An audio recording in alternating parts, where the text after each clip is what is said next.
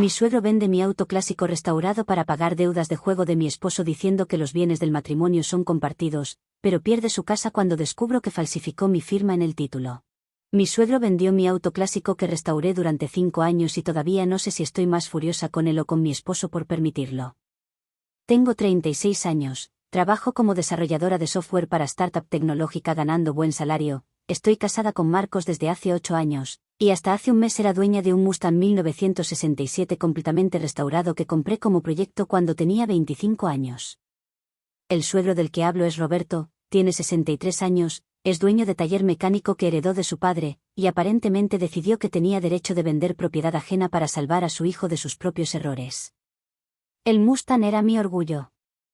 Lo compré por $8,000 como carcasa oxidada que apenas arrancaba. Pasé los siguientes 5 años restaurándolo pieza por pieza. Aprendí mecánica viendo vídeos en internet, leyendo manuales, preguntando en foros especializados. Gasté aproximadamente $35,000 en partes a lo largo de esos 5 años. Hice la mayoría del trabajo yo misma en el garaje que rentaba específicamente para el proyecto. Cuando finalmente terminé la restauración hace 3 años el auto valía aproximadamente $70,000 según tasadores que consulté. Era obra de arte. Motor completamente reconstruido, transmisión nueva, suspensión actualizada, pintura roja brillante perfecta, interior de cuero restaurado profesionalmente. Conduje ese auto a exhibiciones de autos clásicos donde ganó premios. Era mío en todo sentido de la palabra. Conocí a Marcos cuando tenía 27 años, justo a mitad de mi proyecto de restauración. Nos conocimos en evento de autos clásicos donde él estaba con su papá Roberto, quien tenía taller mecánico. Marcos trabajaba en el taller de su papá como mecánico. Conectamos por nuestro amor compartido a autos. Empezamos a salir 2 semanas después. Marcos me ayudó con algunos aspectos técnicos de la restauración durante los 2 años que salimos antes de casarnos. Contribuyó algunas horas de trabajo pero nunca dinero. Yo pagué absolutamente cada centavo de partes y materiales. Eso siempre estuvo claro.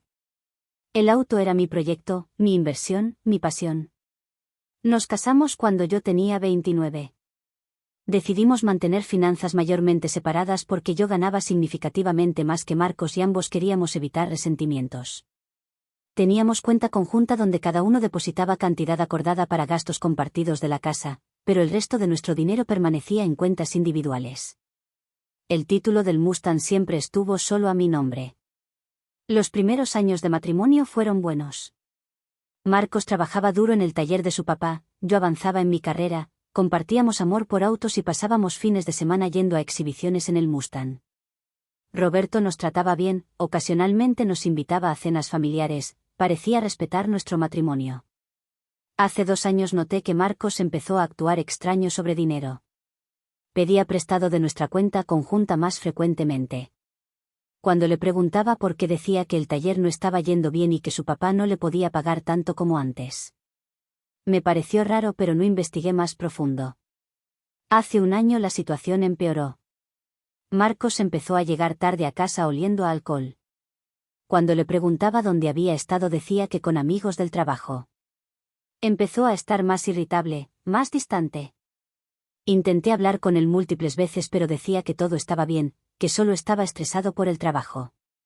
Hace 6 meses finalmente descubrí la verdad de la peor manera posible. Un tipo apareció en nuestra puerta buscando a Marcos. Era cobrador de deudas. Me dijo que Marcos le debía $15,000 a casa de apuestas deportivas en línea. Quedé helada. Cuando Marcos llegó a casa esa noche lo confronté. Al principio lo negó pero eventualmente admitió que había desarrollado problema con apuestas deportivas durante el último año. Que empezó apostando cantidades pequeñas pero que escaló.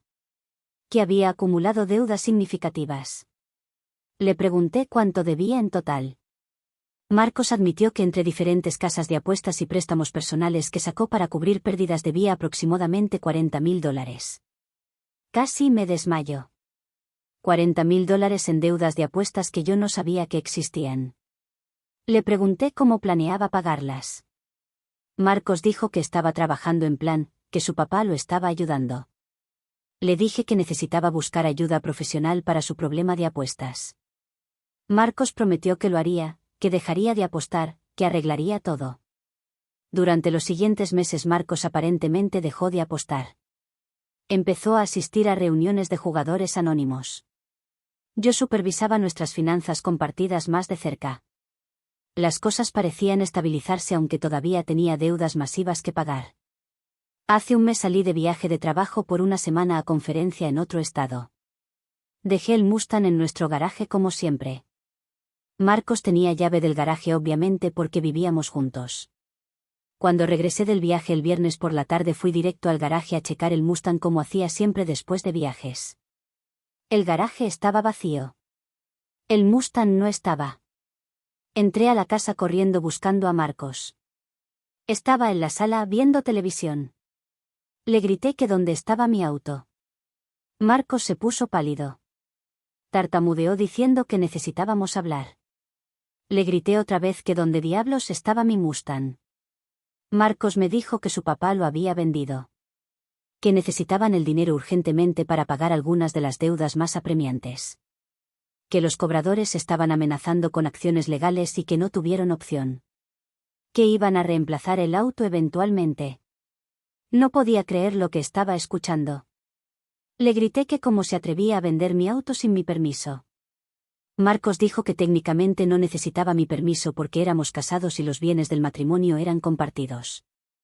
Le dije que el título estaba solo a mi nombre, que legalmente era solo mío. Marcos se puso más nervioso. Le pregunté cómo exactamente Roberto vendió auto que no estaba a su nombre. Marcos admitió que Roberto había falsificado mi firma en el título. Que conocía a alguien en el DMV que procesó la transferencia sin hacer muchas preguntas. Quedé en shock absoluto. Mi propio suegro había cometido fraude falsificando mi firma para vender mi propiedad. Y mi esposo lo había permitido. Le pregunté a Marcos cuánto consiguieron por el auto. Dijo que 45.000. Menos de lo que valía, pero Roberto necesitaba venderlo rápido. Le pregunté dónde estaba ese dinero ahora. Marcos admitió que fue directo a pagar las deudas más urgentes. Que no quedaba nada. Que mi auto de $70.000 había sido vendido por 45.000 para pagar deudas de apuestas de Marcos. Le dije que se fuera de la casa. Marcos empezó a rogar diciendo que podíamos resolver esto, que conseguiría el dinero para comprarme otro auto. Le dije que no quería otro auto, quería mi auto que había restaurado con mis propias manos durante 5 años. Que era irreemplazable. Marcos intentó abrazarme. Lo aparté. Le dije que tenía 1 hora para empacar y salir o llamaría a la policía. Marcos empacó llorando y se fue a casa de su papá, supongo. Actualización 1. Pasaron 4 días desde que eché a Marcos de la casa. Gracias a todos por los comentarios apoyándome. Muchos me aconsejaron contactar abogado inmediatamente. Lo hice.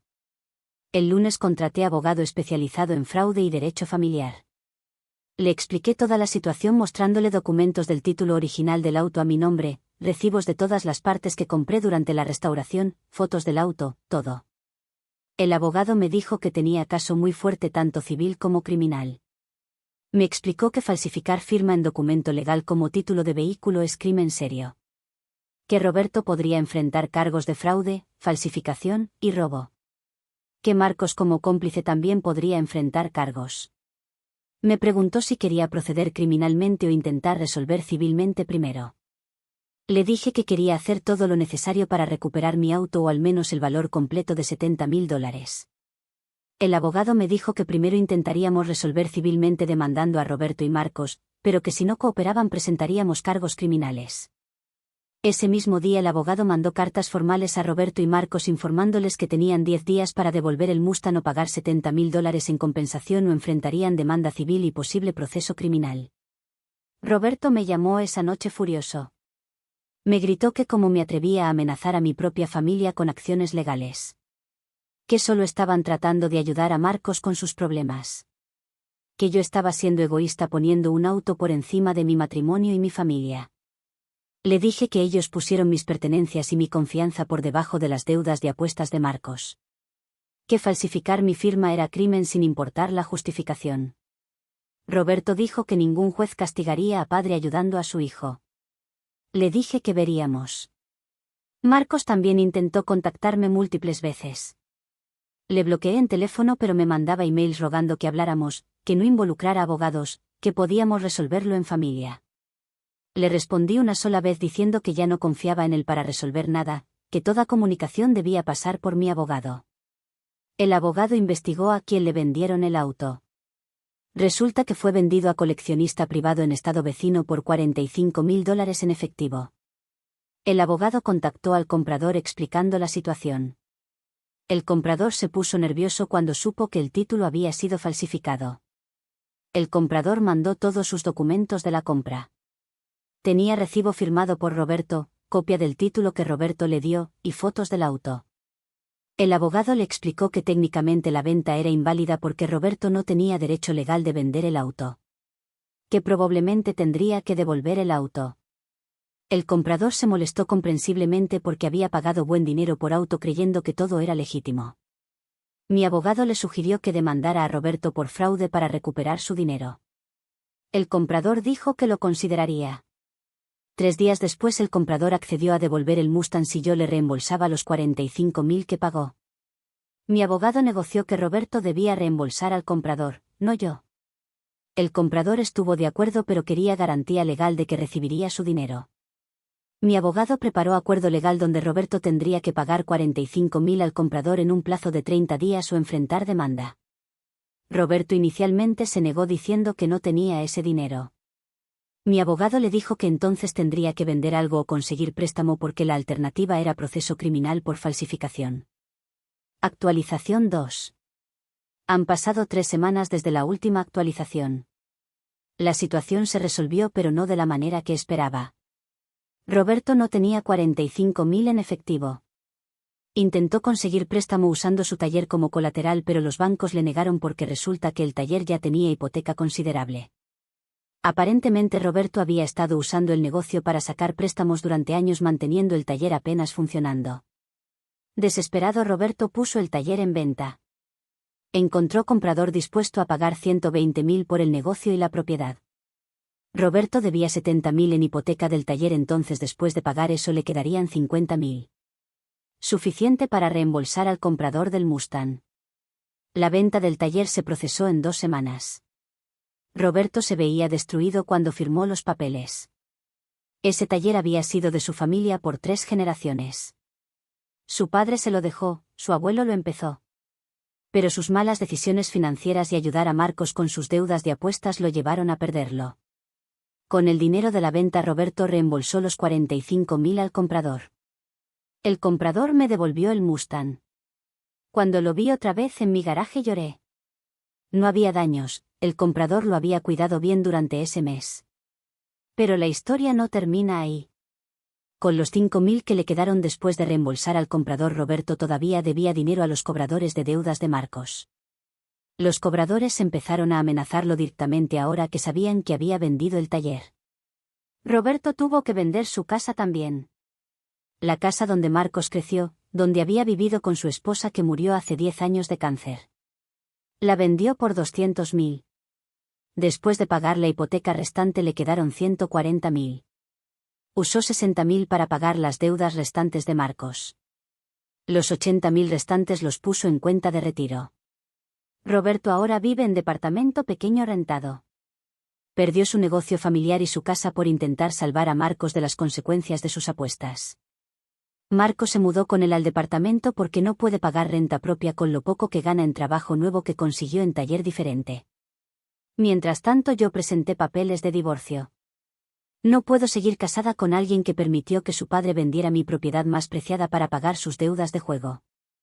Marcos rogó que reconsiderara, prometió ir a terapia, dejar de apostar para siempre, hacer lo que fuera necesario. Le dije que ya era tarde. Que la confianza estaba completamente rota. Que cada vez que mirara el Mustang recordaría que mi esposo valoró tan poco mi trabajo y mi propiedad que dejó que su padre la robara. Marcos lloró pero firmó los papeles. El divorcio se finalizó hace una semana. La casa que compartíamos estaba a mi nombre porque yo di el enganche completo cuando la compramos. Marcos no peleó por ella en el divorcio porque sabía que no tenía caso. Se fue con las pocas pertenencias que tenía. Algunos familiares de Marcos intentaron contactarme diciendo que fui muy dura, que Marcos cometió error pero que merecía segunda oportunidad, que estaba destruyendo familia por auto. Les expliqué que no era solo sobre el auto. Era sobre respeto, confianza, y el hecho de que Marcos eligió proteger a su padre quien cometió crimen en lugar de proteger a su esposa. Actualización 3. Han pasado 5 meses desde que recuperé mi Mustang. Mi vida está completamente reconstruida y mejor que antes. El divorcio está finalizado legalmente desde hace 3 meses. No tengo contacto con Marcos ni con Roberto. Supe por conocidos mutuos que Marcos sigue yendo a reuniones de jugadores anónimos y que supuestamente lleva 6 meses sin apostar. Me alegro por él si es cierto, pero ya no es mi problema. Roberto aparentemente está amargado sobre haber perdido su taller y su casa. Le cuenta a quien quiera escuchar que yo destruí su familia por ser vengativa. Gente que conoce la historia real sabe que él destruyó su propia situación al cometer fraude. Marcos intentó contactarme hace 2 meses a través de amigo mutuo pidiendo hablar. Le dije al amigo que no tenía nada que decirle a Marcos. Que él tomó sus decisiones y ahora vive con las consecuencias. El amigo me dijo que Marcos estaba devastado por el divorcio. Le respondí que debió pensar en eso antes de permitir que su padre vendiera mi auto. Mi Mustang está seguro en garaje con sistema de seguridad actualizado. Instalé cámaras, alarma, y cambié todas las cerraduras. Nadie tiene acceso excepto yo. Sigo yendo a exhibiciones de autos clásicos, pero ahora voy sola y honestamente lo disfruto más. Profesionalmente me ascendieron hace 2 meses. Ahora soy líder de equipo en mi empresa con aumento de 20%. Compré casa nueva más grande con garaje doble donde el Mustang tiene su propio espacio dedicado. Vendí la casa donde vivía con Marcos porque tenía demasiados recuerdos. Emocionalmente estoy en el mejor lugar en años. Los primeros meses después del divorcio fueron difíciles procesando la traición y el fin del matrimonio. Pero trabajé con terapeuta excelente que me ayudó a entender que no hice nada malo al establecer límites y exigir consecuencias por fraude. Conocí a alguien nuevo hace 1 mes. Se llama Daniel, trabaja como ingeniero aeroespacial, tiene 38 años, y también es entusiasta de autos clásicos. Nos conocimos en exhibición donde ambos presentábamos nuestros autos. Él tiene Corvette de 1963, que restauró él mismo. Conectamos inmediatamente por pasión compartida. Le conté sobre toda la situación con Marcos y Roberto en nuestra segunda cita porque sentí que merecía saber. Daniel me escuchó y luego me dijo que cualquier persona que vendiera el proyecto de restauración de alguien más merecía exactamente las consecuencias que Roberto enfrentó.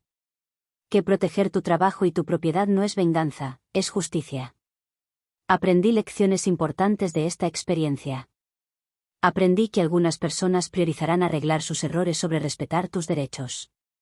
Aprendí que familia no te da derecho de cometer crímenes contra ti. Aprendí que perdonar traición solo porque alguien es tu esposo o tu familia política no es virtuoso, es permitir abuso. También aprendí que proteger lo que construiste con tus propias manos es correcto sin importar quién se moleste. Pasé 5 años restaurando ese Mustang. Gasté $35,000 de mi propio dinero. Aprendí mecánica desde cero. Ese auto representaba años de trabajo, pasión y dedicación. Roberto y Marcos pensaron que podían venderlo como si fuera cualquier cosa para solucionar problema que Marcos creó. Pensaron que porque éramos familia yo simplemente aceptaría la pérdida. Estaban completamente equivocados. ¿Me arrepiento de haber demandado a Roberto hasta que perdió su taller y su casa? No. Él falsificó mi firma, cometió fraude, vendió propiedad robada. Las consecuencias que enfrentó fueron resultado directo de sus crímenes. Si no quería perder su taller y su casa no debió haber cometido fraude. ¿Me arrepiento de divorciarme de Marcos? No. Ni un segundo.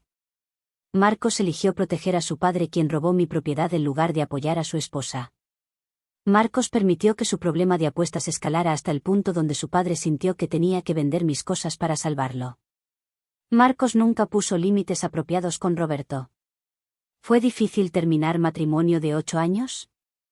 Sí. Hubo dolor, hubo noches llorando, hubo momentos cuestionando si estaba siendo muy dura. Pero cada vez que veía el Mustang vacío en mi garaje recordaba exactamente por qué estaba tomando estas decisiones. ¿Valió la pena pelear legalmente hasta recuperar mi auto y divorciarme? Absolutamente. Porque ahora tengo mi Mustang de vuelta. Porque Roberto y Marcos aprendieron que acciones tienen consecuencias. Y porque me demostré a mí misma que no permitiré ser victimizada incluso por familia. Roberto perdió negocio que su familia tuvo por 3 generaciones. Perdió la casa donde crió a su hijo. Perdió su estabilidad financiera. Todo porque eligió cometer crimen para salvar a Marcos de consecuencias de sus apuestas. Marcos perdió su matrimonio. Perdió la casa donde vivíamos. Perdió el respeto de gente que conoce la historia real. Todo porque eligió apuestas sobre responsabilidad y luego permitió que su padre robara para cubrir sus errores. Yo recuperé mi auto. Recuperé mi independencia.